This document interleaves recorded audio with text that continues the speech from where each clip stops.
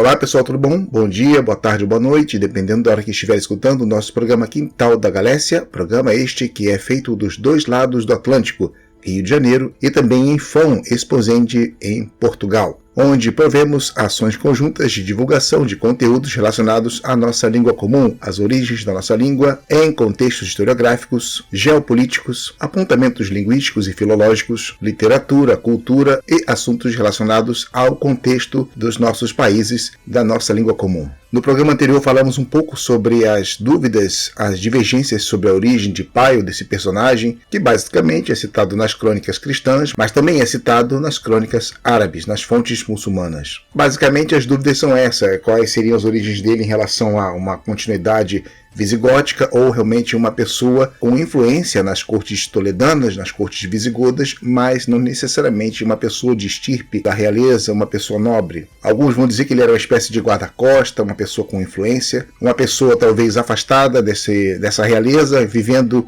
como uma espécie de dux, um duque, em terras onde os próprios visigodos delinearam como Astúrias. A Astúrias esta que estava dentro de um campo, de um espaço territorial conhecido como Galécia, e que para outros vão até dizer que ele era uma pessoa realmente da região, uma pessoa natural, de procedência realmente asturo-galaica, e outros apontamentos que também a gente pode chegar, como por exemplo o pai dele, o Dux Fáfila, que de certa forma trabalhou, conviveu na região ou na cidade de Tude, que é atualmente a cidade de Tui, que não tem nada a ver com a Cantábria ou com as Astúrias. Estaria mais para aquela faixa ali que é relacionada atualmente ao sul da Galícia com o norte de Portugal. E aí geram essas dúvidas. Será que eles eram realmente habitantes da Galécia? Ou melhor dizendo, daquela parte específica onde seria hoje a Galiza? Ou eles seriam realmente das Astúrias e teriam em algum momento ido a serviço dos reis visigodos trabalhar em Tude? O certo mesmo é que tem uma confusão entre o pai de Paio, que era o Duque Fáfila, com o antigo rei visigodo Witiza. Acontece um homicídio. O antigo rei Witiza acaba matando o pai de Paio. Naquele momento, o Witiza não morava em Toledo,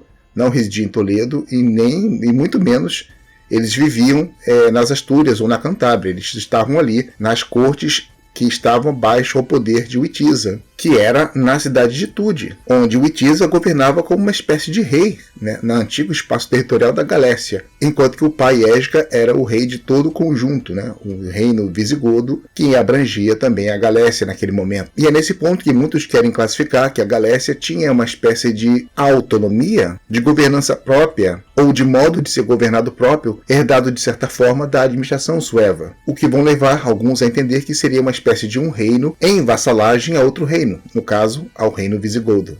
Mas voltando ao ponto da Batalha de Covadonga, o que as crônicas vão apontar? Que um tal governador chamado Ambissa, e que era o governador do Al-Andalus, e que vai enviar uma expedição para aquela região das Astúrias. Região essa, classicamente definida como pertencente ao espaço territorial da Galécia. Essa expedição era comandada por uma pessoa chamada Munuçá, e que por sua vez vai passar a missão a um general Alcama. E nessa narrativa da crônica ele estaria acompanhado por Opaz, o irmão do antigo rei visigodo Witiza. Opaz, que era inclusive clérigo, ele era arcebispo. E as crônicas gostam de personificar tanto o Opaz como todo aquele pessoal que era os witizianos como uma espécie de traidores da causa, né? Porque essa família, esse partido que apoiava, claro, como sucessão do trono, o filho de Witiza. E aí, no caso aqui tem a divergência, uma outra parte que acaba assumindo o trono, no caso Rodrigo, o que leva à insatisfação desse pessoal relacionado ao antigo rei Witiza, e como se eles tivessem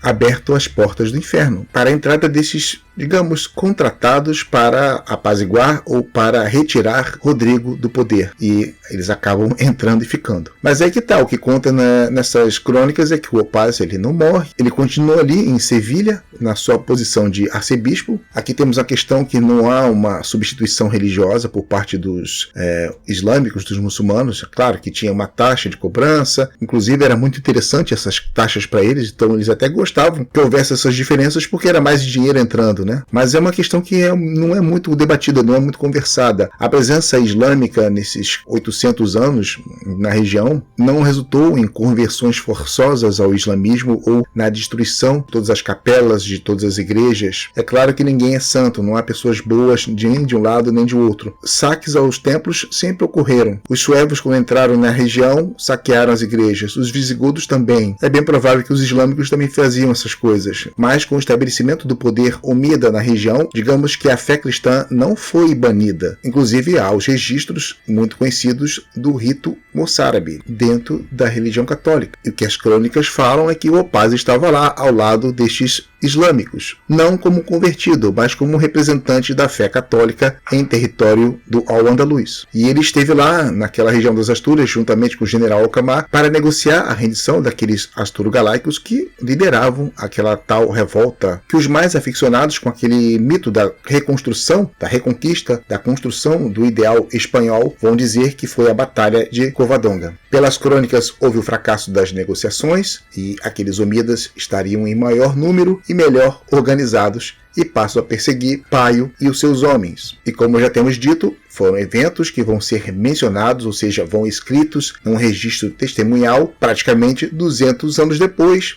na construção dessas crônicas. Escreveram, anotaram, contaram o que tinham que contar, mas essa história depois ficou desaparecida. Ninguém falava dela e passou, acho que quase 200 anos despreocupada, silenciada, e ela vai ser novamente ressuscitada nas primeiras décadas do século XII, quando realmente começa a ser oficializada a versão daquele início da tal reconquista. História essa que vai ser muito bem requentada no século XIX e durante o regime franquista do século XX. É isso, pessoal. Eu vou depois voltar para citar um artigo chamado Paio e Covadonga, História ou Ficção, que foi publicado por Carlos de Ayala Martinez no ano de 2019.